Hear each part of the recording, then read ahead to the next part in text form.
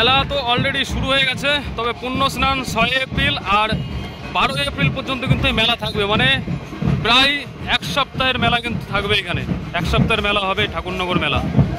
এই দিক থেকে যে সমস্ত দল আগমন করছে তারা এসে শ্রী প্রমোদরঞ্জন স্মৃতিজ মন্দির, এই মন্দিরটাকে পরিক্রমা করে তারপরে ওখান দিয়ে চলে যাচ্ছে হরিচাঁদ মন্দিরের পরিক্রমা করে, গুরুচাঁদ মন্দির পরিক্রমা করে তারপরে যে ঠাকুরবাড়ি ঠাকুর মহলের সামনে মাতাম স্থান করা হয়েছে সেখানে কিন্তু মাতাম দেওয়ার জন্য চলে এসেছি ঠাকুরনগর ঠাকুরবাড়ি। কালকে হচ্ছে পুণ্য স্নান, আর এর আগে মোটামুটি দিন 15 আগে একটা ভিডিও আপলোড করেছিলাম 6 এপ্রিল পুণ্য স্নান। তো সেই 6 এপ্রিল কিন্তু কালকে, আজকে হচ্ছে 5 এপ্রিল। তো আজকে আবার আমি চলে আসলাম এই ঠাকুরনগর ঠাকুর বাড়িতে। আপনাদের ঘুরে ঘুরে দেখাবো মেলার প্রস্তুতিকরণ কেমন কি চলছে।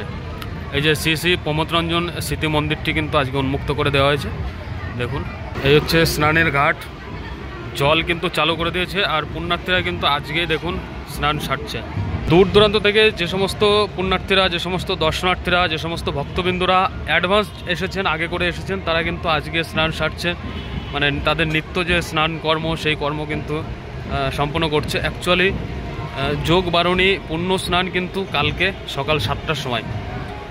দেখুন, এই দেখুন নল দিয়ে কন্টিনিউয়াসলি এরকম জল কিন্তু চালু করবে, মানে জল চলতেই থাকবে। তার কারণ হচ্ছে লক্ষাধিক মানুষ, মানে লক্ষ লক্ষ মানুষ এইটুকুনি সরোবরে, এইটুকুনি পুকুরে কিন্তু স্নান করবে। মানুষের গায়ে করে, জামা কাপড়ে করে অর্ধেক জল কিন্তু শুকিয়ে যাবে। আর জলটা প্রচুর ঘোলা হয়ে যায়, কারণ এত মানুষ পুণ্য স্নানের জন্য ডুব দেয়। তার জন্য এই নল দিয়ে কিন্তু জল কন্টিনিউয়াসলি চালুই থাকে, দেখতেই পাচ্ছেন। এখানে দেখুন গুরুচাঁদ ঠাকুরের ব্যবহৃত পালঙ্ক দর্শন করুন। মানে যে খাটে তিনি, যে পালঙ্কে তিনি ঘুমাতেন, সেই পালঙ্ক কিন্তু এই ঘরে রয়েছে, দর্শন করতে পারবেন এই বিনাপানি স্মৃতি ভবনে। আর এর আগের ভিডিওতে দেখানো হচ্ছে এখানে মেলার বিল কাটা হচ্ছে।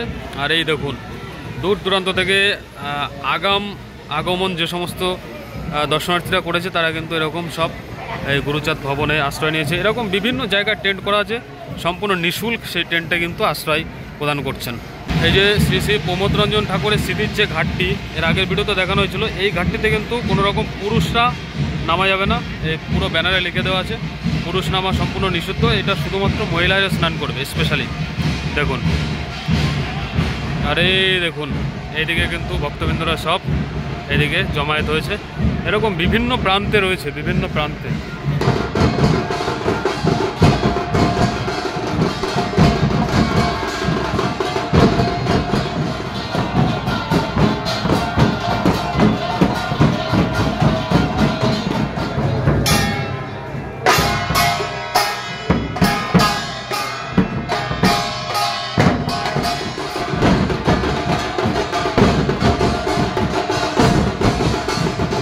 এটা হচ্ছে গুরুচাঁদ মন্দির। এই মন্দিরটা কিন্তু এখনও অসম্পূর্ণ অবস্থা রয়েছে, তবে খুব দ্রুত আশা করছি সম্পূর্ণ করবে। এটা হচ্ছে গুরুচাঁদ মন্দির। আর এই হচ্ছে এখানকার প্রধান মন্দির, হরিচাঁদ মন্দির। এই হচ্ছে প্রধান মন্দির। এই দলটি মালদা থেকে এসেছে, মালদা। দেখুন বিভিন্ন প্রান্ত থেকে কিন্তু এখানে দল আসে। শুধু যে আমাদের রাজ্য তাই নয়, রাজ্যের বাইরে থেকেও কিন্তু এখানে দল আসে এবং দেশের বাইরে থেকেও কিন্তু এখানে আসে। যেরকম বাংলাদেশ, মায়ানমার, এই সমস্ত দেশ থেকে কিন্তু আসে।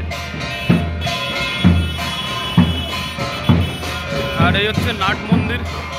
নাট মন্দিরে দেখুন সম্পূর্ণ কিন্তু দর্শনার্থীদের ভিড়ে একদম পরিপূর্ণ। এটা বর্ধমান থেকে, কাটালি বাগান, বর্ধমান। এই হচ্ছে এখানকার মূল মন্দির, হরিচাঁদ মন্দির। এখানে দেখুন ধূপ আগরবাতি সব জ্বালাচ্ছে। আর এখন আমি মন্দিরের উপরে উঠছি।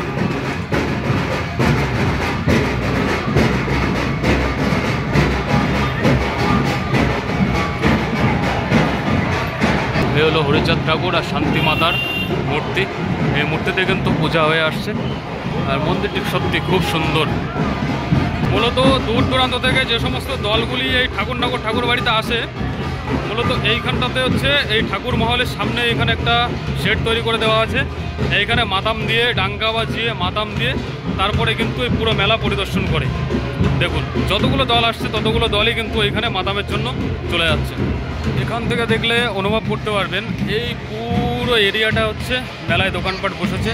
বড় বড় দুটো নাগরদোলা বসেছে, একটা ডিস্কো আছে, একটা মরণকোপ আছে। এই যে দেখতে পাচ্ছেন তো অসংখ্য দোকানপাট, শুধু যে এইদিকে তাই নয়, এর এই পিছন সাইডটাতে কিন্তু মেলার দোকানপাট পাবেন, মেলার অংশ পাবেন, এবং এই পাশে পুকুরের এই পাশে কিন্তু মেলার দোকানপাট পাবেন এবং মেলার অংশ পাবেন।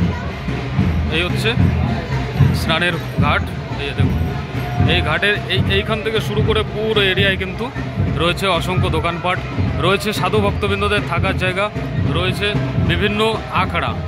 এই দেখুন হরিচাঁদ মন্দিরের সামনে যে নাট মন্দির, অ্যাকচুয়ালি এটা হচ্ছে যাত্রীদের দূর দূরান্ত থেকে যে সমস্ত ভক্তবৃন্দরা আসে তাদের কিন্তু থাকার জন্য সুন্দর একটা ঘর তৈরি করে দেওয়া, দোতলা সিস্টেম, অনেক বড় অনেক পুণ্যার্থীরা কিন্তু এর মধ্যে থাকতে পারেন, অলরেডি রয়েছে, আপনারা দেখতে পাচ্ছেন।